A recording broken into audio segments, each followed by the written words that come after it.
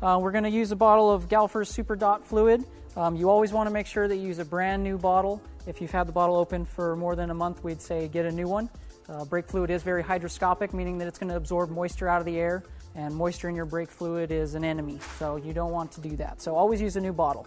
So what we're going to do is we're going to fill the reservoir, which is currently empty, and we're going to start the bleeding process using a mityvac, which is probably the most common tool used in bleeding the brake system.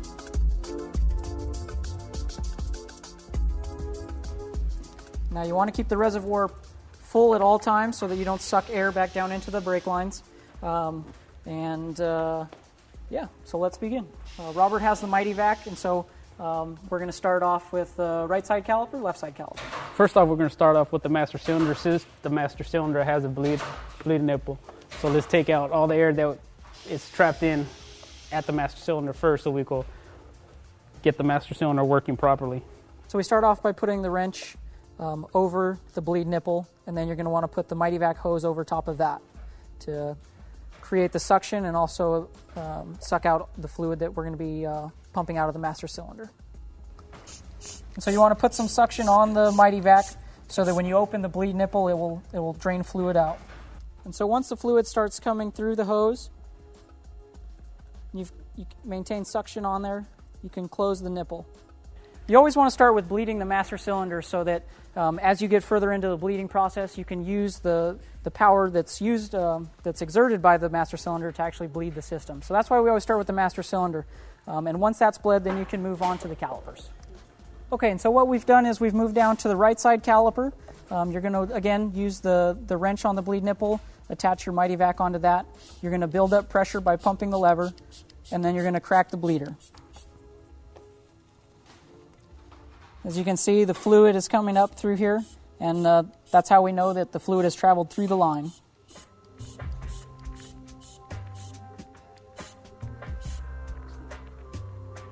And then you're going to want to close the nipple back up once you've had fluid coming through.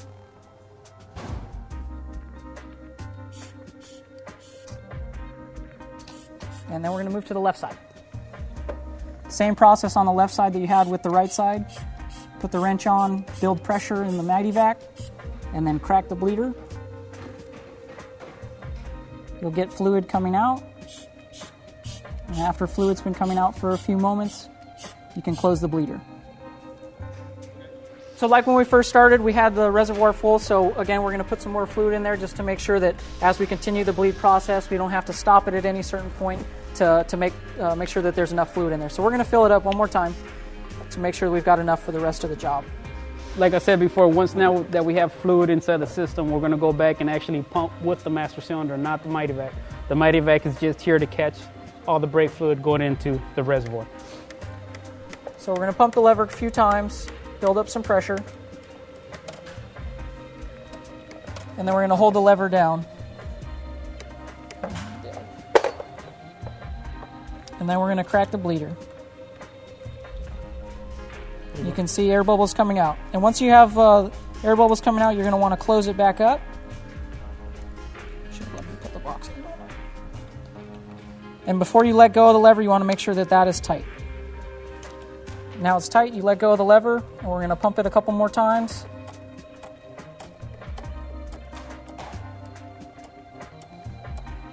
Usually about 10 or 12 times. And then we're going to hold the lever again, crack the bleeder again. And once again, you've got more air bubbles. And then once you've cracked it, you want to tighten it back up. Let go of the lever. We're going to pump it again. You should start feeling a little pressure building up in the master cylinder. That's it. And then once there, you use the mityvac to keep the vacuum and suck the fluid out. And then you can break it off with a nipple. And then from that point, we can move on to the calipers again. So we're going to start again at the right side caliper. So now you're going to, once again, build up pressure with the master cylinder by pumping a few times. And then you're going to hold pressure on the lever while cracking the bleeder. You can see fluid and bubbles coming out of the caliper. Tighten the bleed nipple one more time. And then you're going to let go of the lever, pump it again. And again, you should feel pressure building up through the master cylinder. So we pump, then we hold pressure, crack again, tighten the bleeder, and then let's do it one more time where you pump, building up pressure, and then we hold it, crack the bleeder, tighten the bleeder, and you're all good. Now use the mityvac to suck the fluid out of the hose. And now we move over to the left side caliper. So now at the left side caliper, we're going to do the same thing. You're going to reach across the bike. Robert's going to bleed while I pump the lever. So again, we pump 10 or 12 times. Hold the lever. Robert's going to crack it. You've got bubbles. Tighten the bleeder. Once it's tight, you can pump again. You can already feel the lever getting really stiff. So hold the lever. Crack the bleeder again. Tighten the bleeder. And back to the lever, pumping it again. All right, last time. Okay. And now you should continue back and forth to the left and right calipers until you have no air bubbles coming out of the line. And once that happens, you're good to go. You want to make sure that the fluid in the reservoir is still in between its minimum and maximum. We usually set it right in the middle of the two. And then you can put the cap back on, make sure that you have your rubber seal over the top, and screw it back on, and that's bleeding your brakes. So we're putting back on the reservoir cap. You've got your rubber cap, and then you've got the sealing cap. And once that's on, you usually have 2 screws.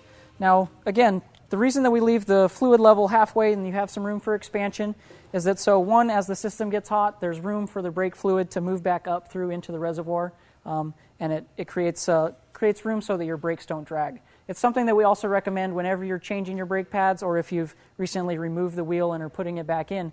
You want to make sure that the brake fluid level isn't too high, because what's going to happen is as you start riding and your brakes get hot, that fluid is going to rise back into the reservoir. And if it doesn't have any room for it to expand, it's going to keep the brake pads dragging on your rotors, which can cause problems either in brake fade, warped rotors. There's a number of things that can happen. So you want to always check the brake fluid levels no matter what you're doing. Anytime you're doing anything with the brakes, whether it's changing pads or, like we just did with bleeding the system. You want to make sure that it's not too high.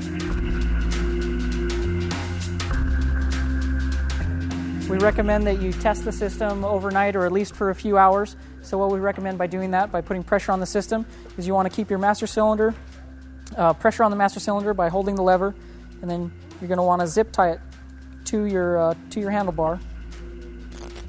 And like I said, if you can do that for a few hours or even overnight, just leave it zip tied like that, and that'll maintain pressure on the system. You can make sure that you don't have any leaks either from the bolts or the fittings on any of the fittings at the master cylinder or at the caliper. You just want to make sure that everything is tightened down to what we recommend and that the system's ready to run.